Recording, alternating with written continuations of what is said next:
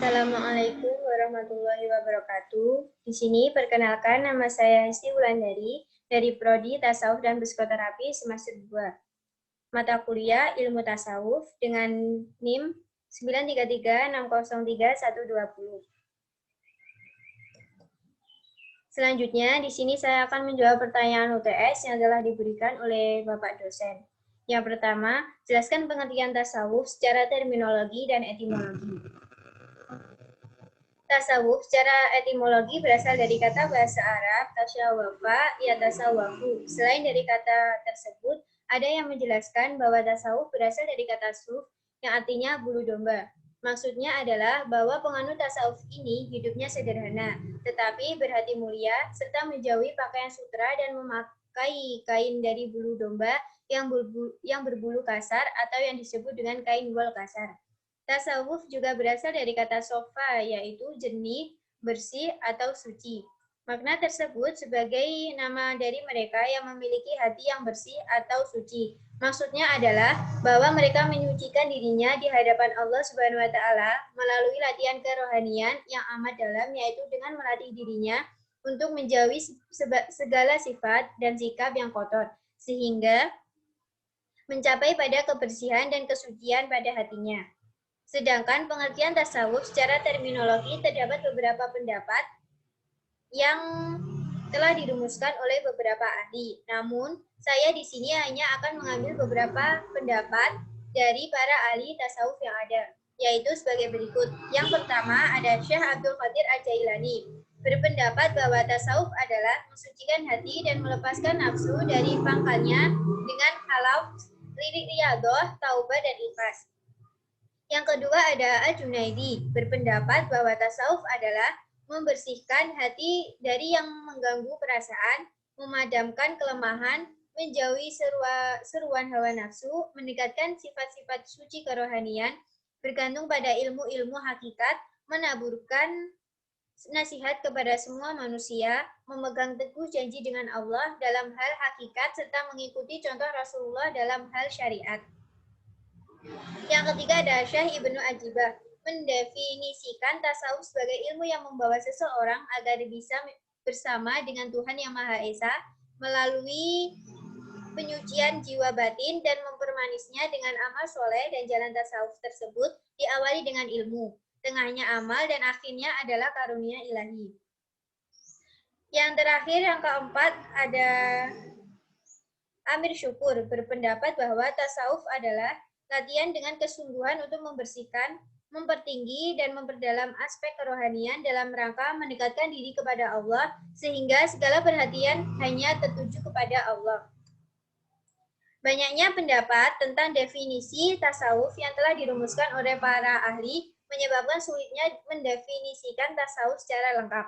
Dalam pandangan secara umum, tasawuf dapat diartikan sebagai suatu upaya yang dilakukan seseorang untuk mensucikan dirinya dengan cara menjauhkan pengaruh kehidupan yang bersifat duniawi dan akan memusatkan seluruh perhatiannya kepada Allah. Soal yang kedua ada jelaskan objek, sumber, dan dasar-dasar ilmu tasawuf. Objek kajian tasawuf adalah hati atau jiwa manusia.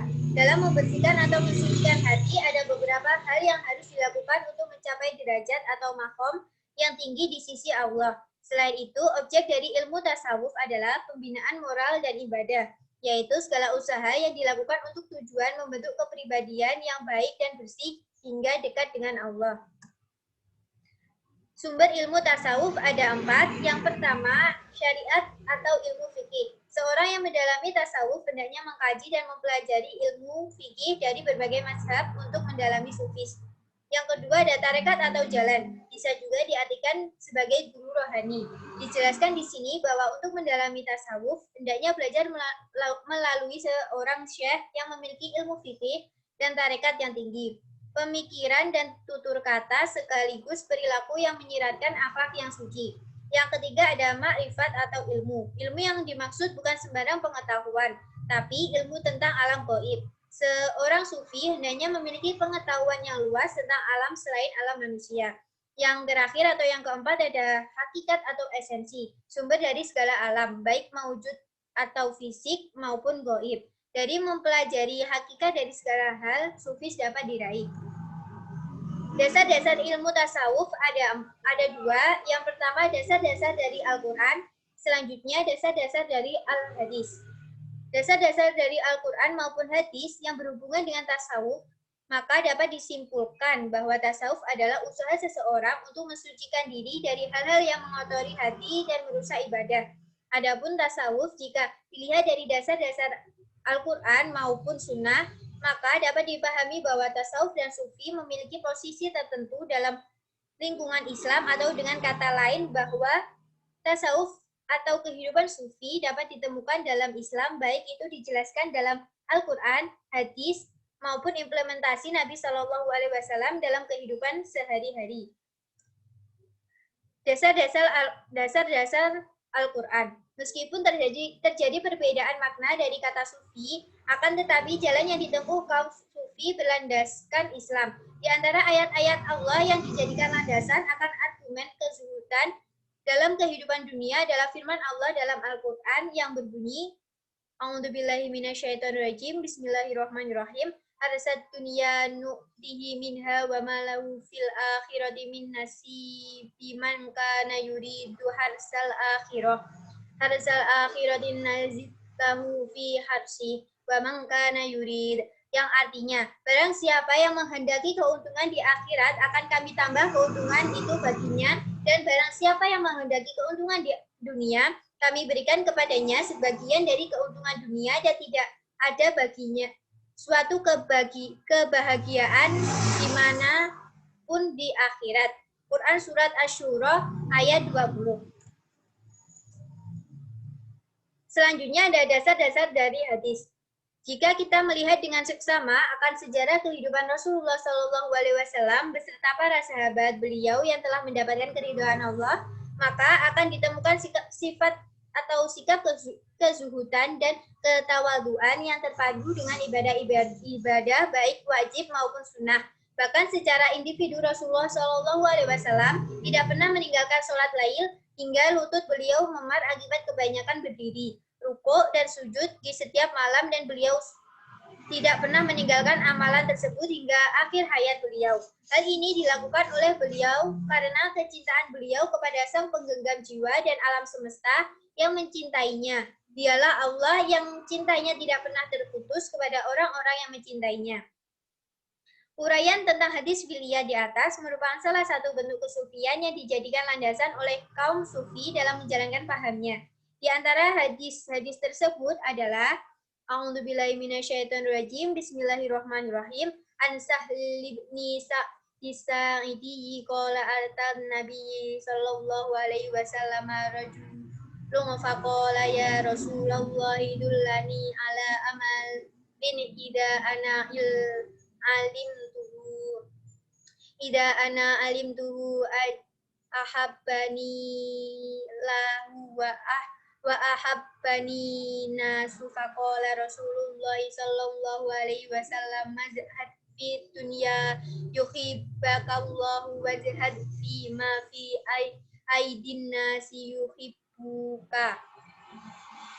Yang artinya, dari sahabat Sahal bin Sa'ad As-Sa'id, beliau berkata, datang seorang kepada Rasulullah Shallallahu Alaihi Wasallam dan berkata, wahai Rasulullah, tunjukkanlah kepadaku suatu amalan, jika aku mengerjakannya, maka Allah akan mencintaiku dan juga manusia.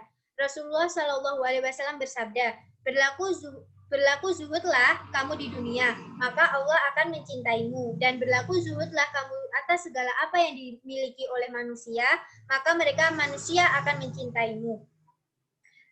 Hadis ini menunjukkan perintah untuk senantiasa berlaku zuhud di dunia, sementara menjelaskan akan tercelanya kehidupan yang bertujuan berorientasi ke keduniaan belaka, dan kemuliaannya kehidupan yang berorientasi akhirat.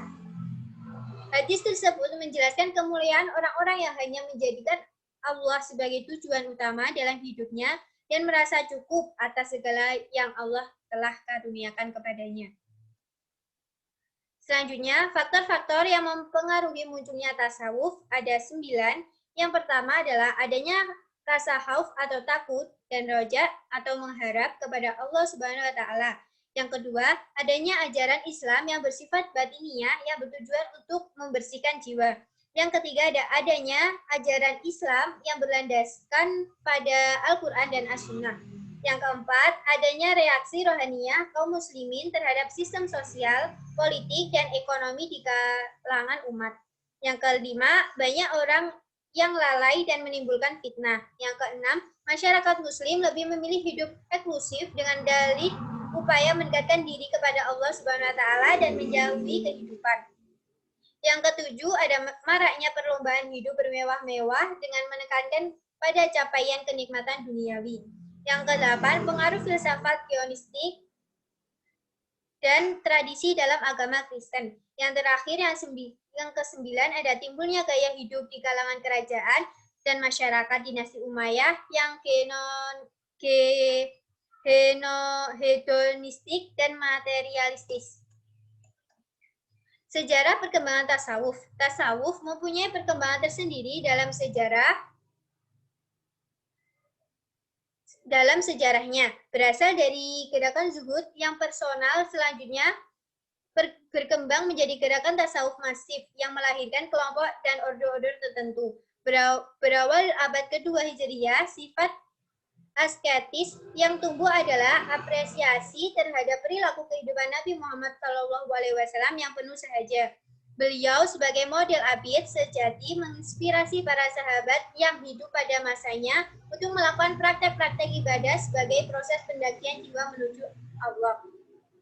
Dalam perkembangannya, pada abad ketiga terjadi penyimpangan berat yang dilakukan oleh Sufisme Syi'i adalah aspek tauhid atau teologi yang dinetralkan oleh teologi Ahlu Sunnah wal Jamaah. Usaha rekonsiliasi yang dirintis oleh Al-Muhasibi dilanjutkan oleh Al-Haraj dan Al-Junaidi dengan tawaran konsep-konsep tasawuf yang kompromistis antara Sufisme dengan kelompok ortodoks atau kaum Salafiyah. Tujuan gerakan ini adalah untuk menjembatani antara kesadaran mistis dengan syariat Islam. Gerakan Sufisme ortodoks mencapai puncaknya pada abad 5 Hijriah dengan tokoh sentralnya Imam Ghazali. Sentuhan filsafat juga mewarnai corak tasawuf pada abad ke-6 sampai ke-8 Hijriah. Lewat konsepsi Ibnu Arabi, corak ma'arif yang dikembangkan adalah hubungan antara fenomena alam yang pluralistik dengan Tuhan sebagai prinsip keesaan yang melandasinya, yang populer dengan doktrin wahdah al-wujud. Ketegangan antara kaum sufi salafi dan para filosof sufi semakin memperluas jurang pemisah keduanya, sehingga pada abad ke-8 Hijriah, Ibnu Taimiyah muncul dengan gagasan neo-sufi sebagai respon terhadap beberapa persoalan sosial masyarakat yang terabaikan pada masa itu. Gagasan ini berkembang hingga sekarang untuk membebaskan manusia muslim dengan pemahaman dan pengalaman ajaran agama secara integral. Pada dasarnya, perkembangan ilmu tasawuf ini terjadi karena adanya perbedaan pendapat para sufi, sehingga timbullah berbagai macam paham di dalam dunia kesufian.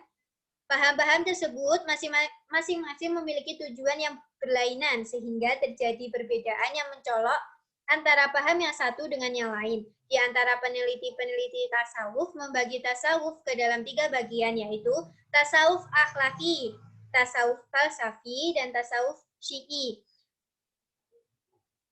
Tasawuf diciptakan sebagai media untuk mencapai mahasyif al-syar'i, tujuan-tujuan syarak, karena bertasawuf itu pada hakikatnya melakukan serangkaian ibadah seperti sholat, puasa, zakat, haji, dan lain sebagainya yang dilakukan untuk mendekatkan diri kepada Allah Subhanahu wa taala. Soal yang selanjutnya ada, jelaskan perbedaan antara mahamat dan ahwal serta macam-macam tingkatan keduanya dan pengertiannya. Yang pertama, mahamat. Secara etimologi, mahamat adalah jamak daripada mahom, yang berarti kedudukan, tempat, tingkatan atau station, atau kedudukan dan ketahapan dalam menuju kepada Tuhan, yakni Allah.